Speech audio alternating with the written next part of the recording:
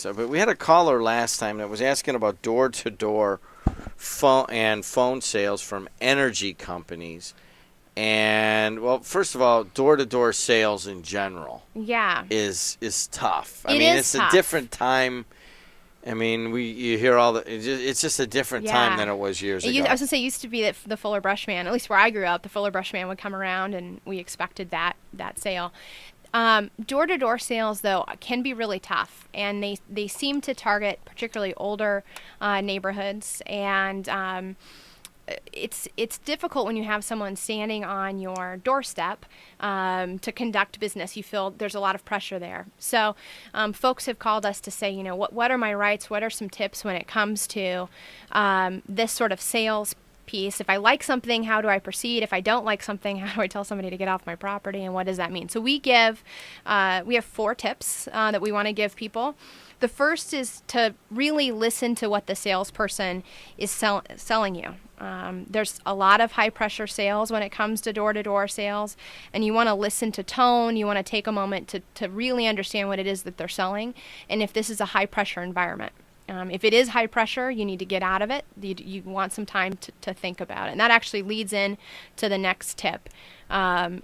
Take some time, get a business card, understand who it is that the business is representing and what it is that they're selling.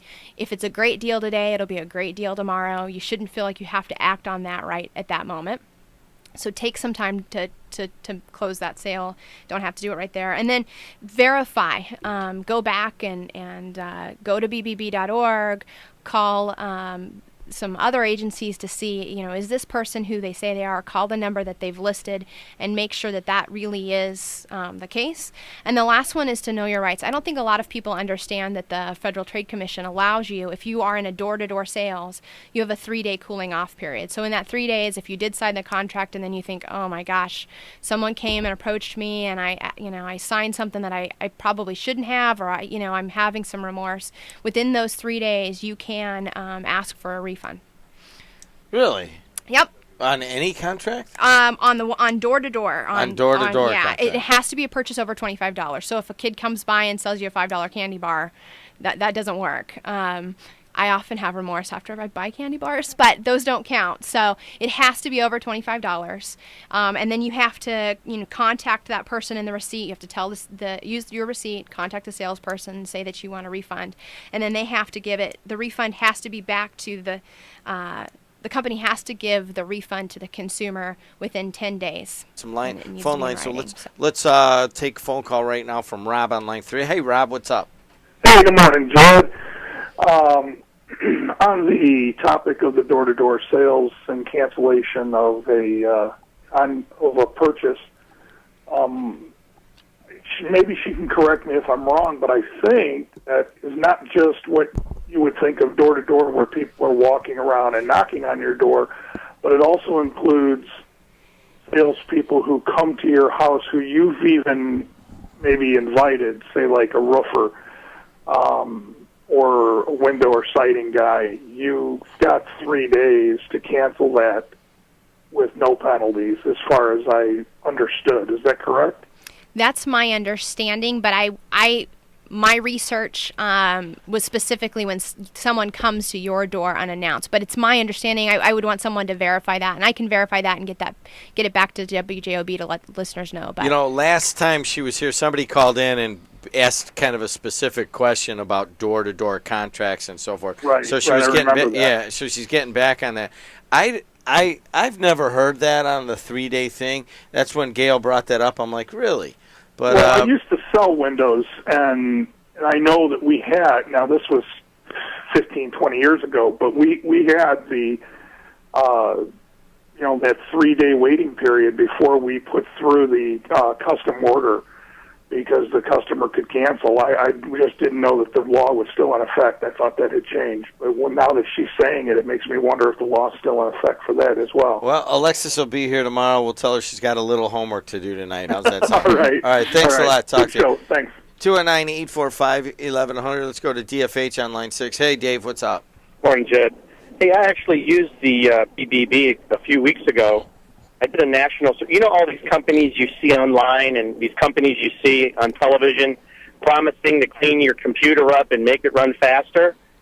I actually researched this particular company, and I got to the top 4, and then I made my decision solely on the complaints and the positive feedback from the Better Business Bureau. So it really, and I'm really happy with the company I went with, and I didn't base it. If there was like 2 responses, I didn't base it on that. I actually based it on there was over 1,400 responses for this one particular company, and it worked out really well. So I have the Better Business Bureau to thank for that. Awesome. Thank you so much for the phone call. That's a great tip. A lot of times people think of the Better Business Bureau when you have a complaint or when something's gone wrong. And certainly we want people to contact us when they do need that third-party person to come in and sort of advocate that parties come to the table.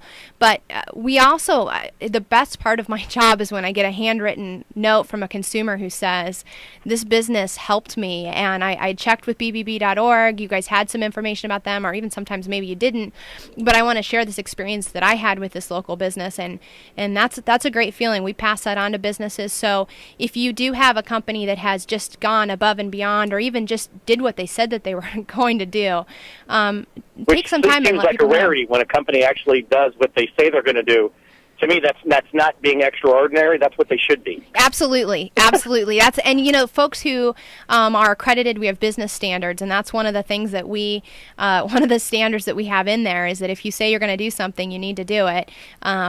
You're right. It shouldn't be surprising. It shouldn't be abnormal. But we do love to hear when businesses are doing what they're supposed to be doing, because we know that they are out there trying really hard. So hey, Dave, I'm just curious. I mean, they're never going to advertise or not advertise here because it's who did you come up with? MyCleanPC.com. MyCleanPC.com. Right. Yeah,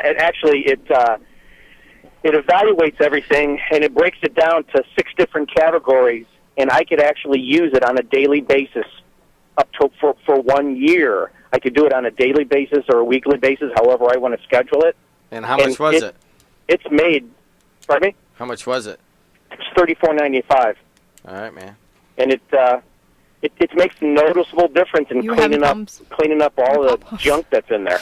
All right, man. Thanks a lot. Sure. I mean, who's not having problems with their computer being slow? Yeah. And you're all right. Is it the internet or is it my computer? And then you realize you look into your settings and so forth, and you've used up so much of your storage. And anyways, well, the caller made a really good point too about national advertisers. There's some folks that do advertise nationally that when you do look at their ratings, they have F ratings, and it's because they're have horrible responses to consumers. They don't do what they say that they're going to do, and I wish folks would just take some time to, look that up and see the problems that are out there. So 219-845-1100. Let's go to Joe on line 1. Hey, Joe, what's up? I have a quick question, and then I'll hang up and listen there.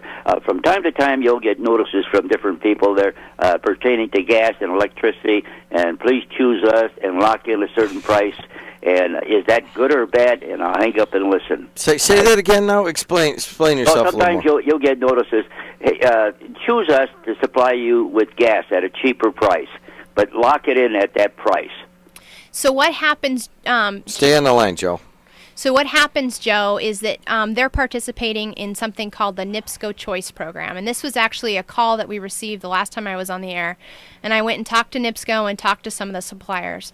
NIPSCO, to my understanding, is the only utility in Indiana that allows this sort of ability for consumers and businesses to purchase their natural gas through a third-party supplier.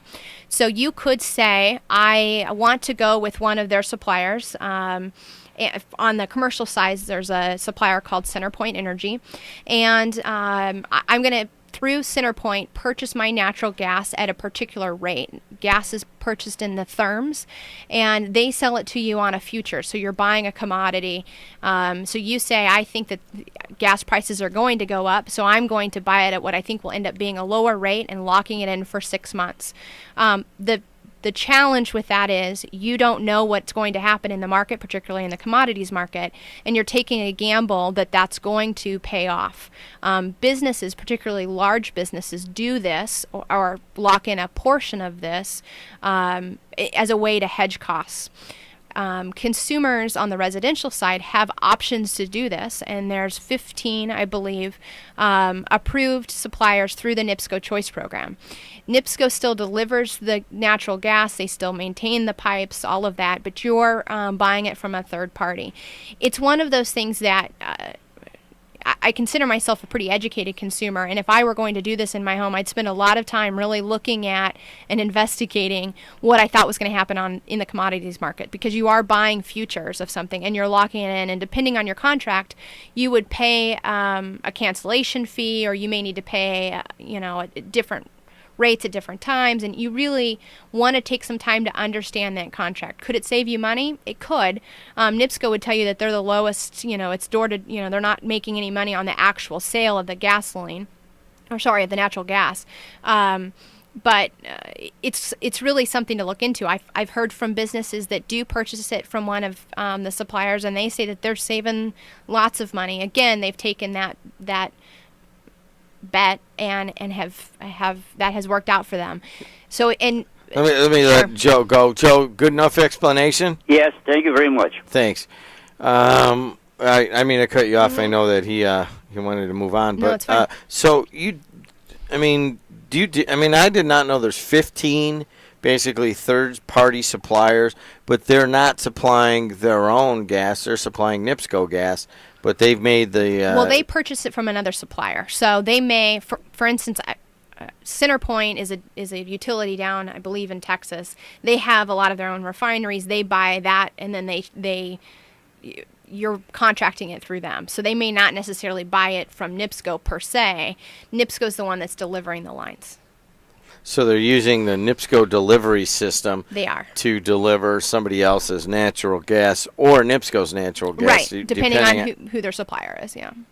Really? It's kind of interesting. Are a lot of people doing this? Well, there's a lot of volume. We're getting a lot of calls from consumers and businesses who've received calls from these companies. Some of them are very local. Some of them have offices here in the region. Others are more Midwestern and may be calling in. So they have a variety of different ways that they do it. Some of the suppliers are just focused on the commercial side. Some are just focused on the residential side. If someone has a really negative experience, so if one of these is a door-to-door sales from one of these third-party suppliers, contact the Better Business Bureau. Let us know about that experience. And when I've talked with NIPSCO, they want to know that too. They review these contracts, and if someone is not upfront that they are a third-party person, meaning they lead you to believe that they're with NIPSCO, that's not okay. NIPSCO employees always have employee badges. They identify themselves as that. They have employee numbers. So it's easy to tell who a NIPSCO employee is and who they're not. But if there's some discrepancies there, they want to know. 219-845-1100. Gail Zurek is in the house. She is the area director for the Better Business Bureau. You can check her out at 791-9550, extension 305 if you have any further questions, or Gail, Gail, at NEIndiana.org, NEIndiana.org. I believe it was, you've merged with Northeast Indiana? Yeah. There used to be a bunch of small bureaus, and now we're Northern Indiana, so we have offices here in Maryville, in Osceola, and what we would call our corporate offices in Fort Wayne. And in Maryville, where's that office?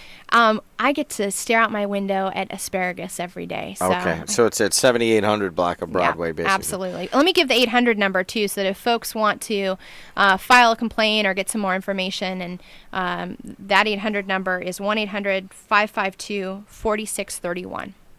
219-845-1100. Let's talk about some of the stuff that happens at this time of year. Now, we haven't had it yet, but we will get a bad storm. Yeah. It may not be this year, may not be next year, but at some point we get these bad storms. A lot of damage is done. And then storm chasers come around. What are they? So a storm chaser is somebody who's from outside of our region. And when I mean outside of our region, they're typically out of state. They come in, they may do door-to-door, and they say, wow, I've noticed that you've had some damage, or you were in a storm riddled area, and I bet that you've got some hail damage, or I can see that some trees are down. I can offer you a really discounted rate to get that taken care of. Consumers are often frantic And this gives them a chance of saying, oh, wow, someone just showed up on my doorstep. I know I need to get this done. Let's just get it done and get it over with. I don't have to think about it. The challenge is because these folks aren't from the area, they typically aren't licensed. They may not carry the bonds that you want to have. And then when there is a problem, or if there is a problem, you're not able to find them.